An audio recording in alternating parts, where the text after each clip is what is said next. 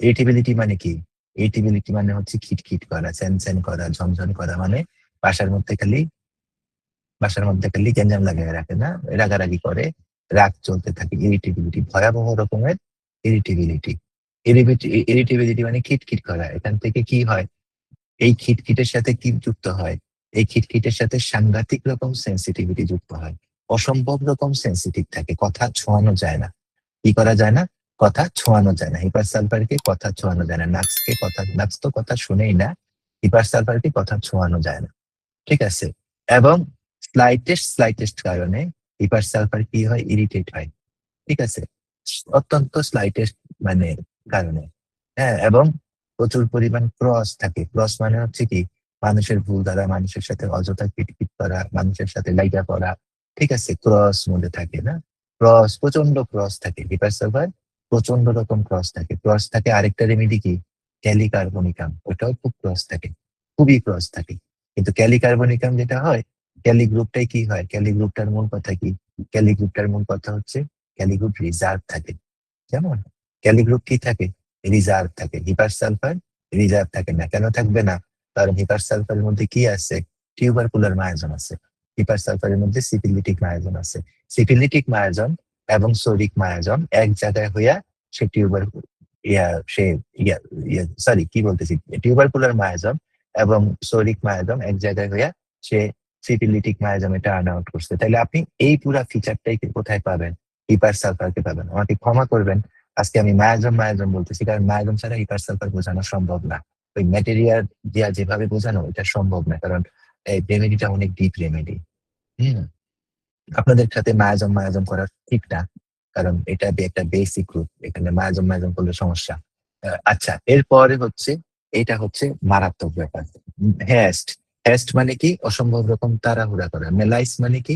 মনে মনে, মনের ভিতরে, মনে মনে মানুষের জন্য খারাপ চিন্তা করা, মনে মনে মানুষের জন্য বাজে চিন্তা করা, মনে মনে মানুষের খারাপ চাওয়া, এটা এবং বাইরে প্রকাশ করে ফেলানো। সো টিউবারকুলার মায়াজম থেকে কি আসছে? এই তাড়াহুড়াটা আসছে। সে প্রচন্ড রকম কুইক, সে প্রচন্ড রকম তাড়াহুড়া করে, তাড়াহুড়া করে খায়, তাড়াহুড়া করে কথা বলে, তাড়াহুড়া করে একটা সিদ্ধান্ত নিয়ে নেয়। ঠিক আছে? এবং যেহেতু সিফিলিটিক মায়াজমের রোগীগুলা কি হয়? বোকা হয়। সিফিলিটিক মায়াজমের রোগীগুলা কি হয়? বোকা হয়। সিফিলিটিক মায়াজমের মধ্যে যে অরাম আছে, আর হচ্ছে টিউবারকুলার মায়াজমের মধ্যে যে ক্যালকেরিয়া ফস আছে, এই ক্যালকেরিয়া ফস ঠিক মতো কাজ করলে 10টা অরামের সমান কাজ করতে পারে। এরা কিন্তু সিফিলিটিক মায়াজমের রোগীরা কি হয়? ব্রেইনের কোনো না কোনো জায়গা থেকে, মেন্টালি কোনো না কোনো জায়গা থেকে বোকা হয়। সিফিলিটিক মায়াজমের রোগীদের মধ্যে কি পাবেন না? ইনভেন্টর পাবেন না, সায়েন্টিস্ট পাবেন না, ম্যাথমেটিশিয়ান, হয়তো ম্যাথস তো বুঝেই না, ম্যাথমেটিশিয়ান তো দূরের কথা, ফিজিক্সের লোক পাবেন না। ঠিক আছে? মেডিকেল সায়েন্সে পড়লে অ্যানাটমি বুঝবে না, মেডিকেল সায়েন্সে পড়লে ফিজিওলজি বুঝবে না। অনেক ডাক্তার দেখবেন না যে কি করে অনেক ডাক্তার, এই যে আমাদের মোহাম্মদপুরেও কিছু কয়েকজন আছে, এরা কি করে 40 বছর ধরে প্র্যাকটিস করতেছে, এখনো কোথায় থাকতেছে, বাসা ভাড়া নিয়ে থাকতেছে। কেন কেন করতেছে এটা? কারণ হচ্ছে ও আসলে ডায়াগনোসিসই করতে পারে না। সো মানুষ যখন চিন্তা কইরা একটা সিদ্ধান্তে আসতে না পারে, কথাটা ভালো করে বুঝেন, মানুষ যখন অঙ্ক করতে না পারে, মেন্টালি একটা মানুষ অঙ্ক করতে পারতেছে না, মেন্টালি। এখন অঙ্ক কি? অঙ্ক হচ্ছে সে তার বউয়ের আচরণ মিলাইতে পারতেছে না, সে বুঝতেছে না তার বাচ্চা কেন এরকম করতেছে, সে বুঝতেছে না অফিসে তার সাথে কিরকম কেন এরকম হচ্ছে, সে 5 বছর থাইকা ফেলাইছে তার বউয়ের সাথে, কিন্তু সে কিন্তু বুঝতেছে না, কি বুঝতেছে না, যে আমার বাচ্চা, আমি আমি কি করলে আমার বউ খুশি হয় এবং আমি কি করলে আমার বউ বেজার হয়। এগুলা কিন্তু আসলে মানুষের জীবনের সবচেয়ে কি অঙ্ক, সবচেয়ে বড় অঙ্ক না। এগুলা কিন্তু সিফিলিটিক মায়াজম মিলাইতে পারে না। ঠিক আছে? এই কারণে সিফিলিটিক মায়াজমে কি দেখবেন না আপনি? আপনি দেখবেন না, এরা কখনো হ্যাপি দেখবেন না। এই যে ওরাম দেখেন না, আত্মহত্যা করতে যায়, বিভিন্ন রেমেডি আত্মহত্যা করতে যায়, সিফিলিটিক মায়াজমে এটা হয়। ঠিক আছে? কারণ এরা জীবনের কোনো অঙ্ক মিলাইতে পারে না। অঙ্ক মিলাইতে হলে কি থাকতে হবে? ব্রেনের ক্ষমতা থাকতে হবে। এখন এত বেশি প্রিডমিনেন্ট মায়াজম সিফিলিসের রোগী, আপনারা ব্যারাইটা কার্ভ দেখবেন না? ব্যারাইটা কার্ভ কি আসলে? হ্যাঁ, যে কোনো রুগী যদি কোনো রুগী এসে আপনাকে বলে, যে কোনো রুগী, একদম যে কোনো রুগী, হ্যাঁ, আমি আপনাদেরকে ব্যারাইটা কার্ভের একটা প্রেসক্রিপশন পয়েন্ট বলে দিতেছি। এটা কোটি টাকা দাম। ঠিক আছে? যদি বুঝতে পারেন, যে কোনো রুগী আইসা যদি আমাকে বলে যে আমি 4টা বিজনেস করছি এই পর্যন্ত এবং 4টাতে ফেল করছি, আপনি চিন্তা করবেন যে এই ব্যারাইটা গ্রুপের রুগী, কারণ এটা সিকিউরিটি মার্জিন। ঠিক আছে? এটা সিফিলিটিক মায়াজম। ৪ টা বিজনেস করে ৪ টাতে ফেল করছে। তার মানে হচ্ছে ওর ব্রেইনই কাজ করে না। ঠিক আছে? ব্রেইন কাজ না করলে সিফিলিটিক মায়াজম। সোজা হিসাব হচ্ছে এটা। ঠিক আছে? এখানে কোনো প্যাচ-গোছের কথা নেই। So syphilitic miasm. সিফিলিটিক মায়াজমের রোগী কি হবে? এরা পরে গিয়ে কোথায় যাবে? এরা ডিপ্রেশন এর মধ্যে পড়বে। এরা যত বেশি মানে সরি, এরা যত বেশি ডিপ্রেশন এর মধ্যে পড়বে তত বেশি কি হবে?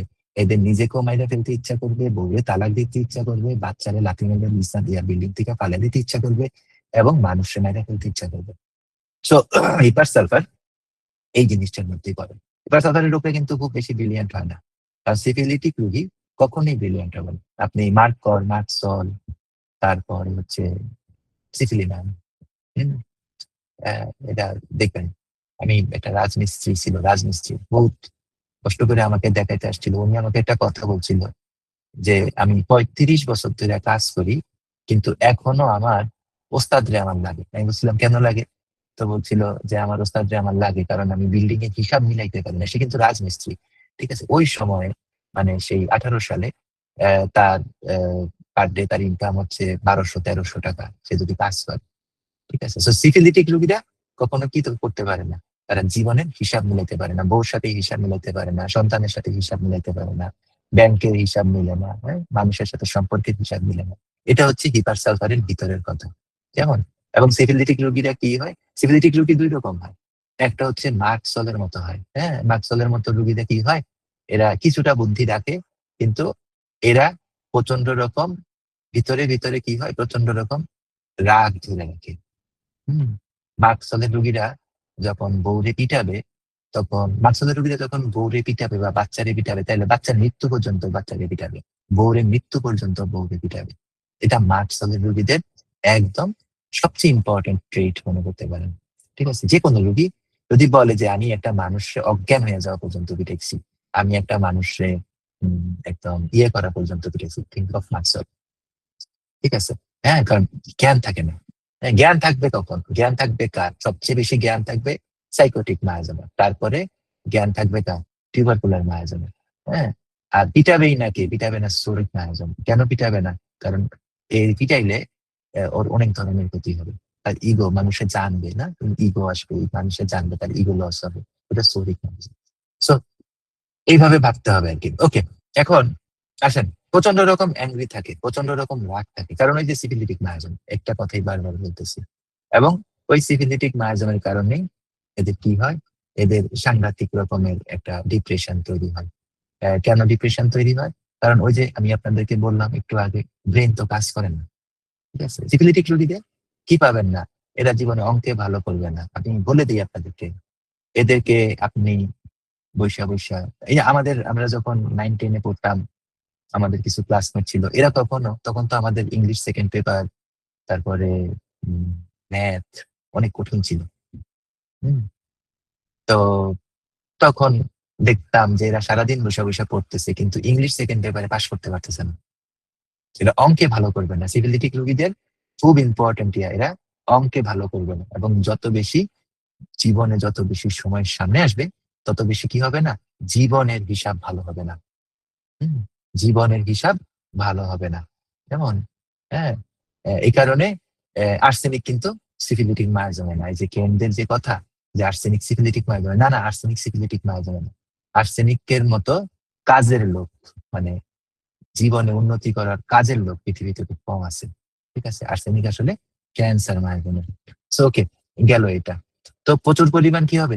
ডিপ্রেশন হবে। কারণ কি? কারণ মাথা তো কাজ করে না। ৩-এ ৬ তো মিলে না। ৩-এ ৭ হয়ে যাচ্ছে। তো এই কারণে একসময় কি হবে? এই বউয়ের সাথে হিসাব না মিলার কারণে, পোলাপানের সাথে হিসাব না মিলার কারণে সুইসাইড এর ইচ্ছা আসবে। ঠিক আছে? হ্যাঁ? এবং সিভিলিটিক মায়াজম আরেকটা জিনিস খুব ভালো করতে পারে। এগুলা আপনাদেরকে বলে দিতেছি। রেকর্ডটা ২-৩ বার শুনলে আপনারা 2nd ইয়ারে পড়েন আর না পড়েন, না পড়েন। কিন্তু আপনাদের সিফিলিটিক মায়াজম ক্লিয়ার হয়ে যাবে। তো সিফিলিটিক মায়াজম আরেকটা জিনিস করে, আপনাদেরকে বলে দেখি, অরাম মেটালিকাম। অরাম মেটালিকাম কি করে? অরাম মেটালিকাম যেটা করে, এটা হচ্ছে আ সবসময় নিজের দোষ খুঁজে। ঠিক আছে? যেমন আমি একটা প্রশ্ন করি মহিলাদেরকে, আমি এই প্রশ্নটা খুব মারাত্মকভাবে করি। ডিটেইল বলতে পারব না। ডিটেইল বলতে একটু লজ্জাও করবে। এখানে অনেকে ছোট আছেন। তো আমি এই প্রশ্নটা এভাবে করি যে আপনি যে প্রেগন্যান্সি তে আসেন নাই, কেন আসেন নাই? আপনার কি মনে হয়? অথবা কোন একটা ছেলে আসলো ডিপ্রেশন নিয়া। আমি জিজ্ঞাসা করতেছি যে, তুমি যে ডিপ্রেশন এ আছো, কেন ডিপ্রেশন এ আছো?" তো বলতেছে যে, "আমি তো চাকরি পাই নাই।" তো তুমি যে চাকরি পাও নাই বা তোমার যে বিসিএস হয় নাই, কেন বিসিএস হয় নাই? তোমার কি মনে হয়? এটা কঠিন প্রশ্ন। কারণ মানুষকে কখনোই আল্লাহ আমাকে মাফ করুক, মানুষকে কখনোই তার দুর্বলতা দেখাইয়া দিতে হয় না। এটা গুনার কাজ। কিন্তু এটা করতে হয়। কেন করতে হয়? কারণ হচ্ছে এখান থেকে একটা উত্তর আসে। যে উত্তরটা অন্য কোনোভাবে আসে না। সেটা কি? কোন রোগী যদি বলে এটা আমার কারণে হইছে, এটা আমার ভুল হইছে, আমার, আমার ভুল। আমার কারণে আমার সংসার ভাঙছে। আমার কারণে আমার বউ গেছে গিয়া। আমার কারণে আমার জামাই গেছে গিয়া। আমার কারণে শ্বশুর-শাশুড়ি ঘরের থেকে বাইর করে দিছে। আমার কারণে infertility তে পড়ছি। আমার কারণে এটা হইছে। আমার কারণে সেটা হইছে। সবসময় নিজেকে দোষ দিতে থাকো। এটা অরাম মেটালিকামের keynote symptom, তাই না? তাইলে মহিলাদের ক্ষেত্রে অরাম মেটালিকাম তো হবে না। তাইলে মহিলাদের ক্ষেত্রে কি হবে? অরাম নিউরিটিকাম হবে। তাহলে বুঝছেন ইনফার্টিলিটি তে অরাম নিউরিটিকাম প্রেসক্রিপশনটা কিভাবে হবে? So this is the way of thinking on a remedy. কেমন? তো এইভাবে চিন্তাটা বের করতে হবে। হ্যাঁ? আমার। হ্যাঁ? আমার ভুল, আমার ভুল, আমার ভুল।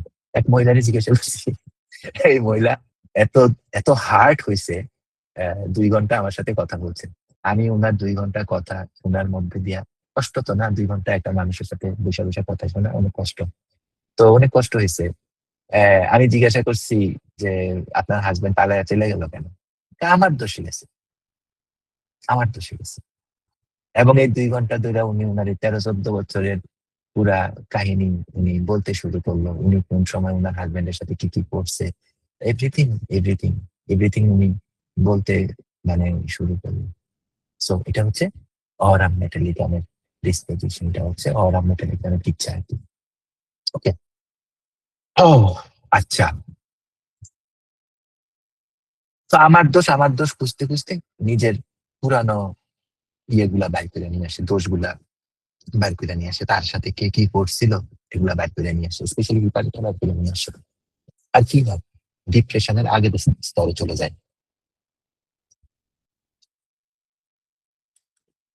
ডিপ্রেশন এর আগের স্তরে মানে হচ্ছে চুপচাপ হয়ে যায়। চুপচাপ হয়ে যায়। ইন্ট্রোভার্ট হয়ে যায় না? ইন্ট্রোভার্ট হয়ে যায়, চুপচাপ হয়ে যায়। ডিপ্রেশন এর আগের স্তরে চলে যায়।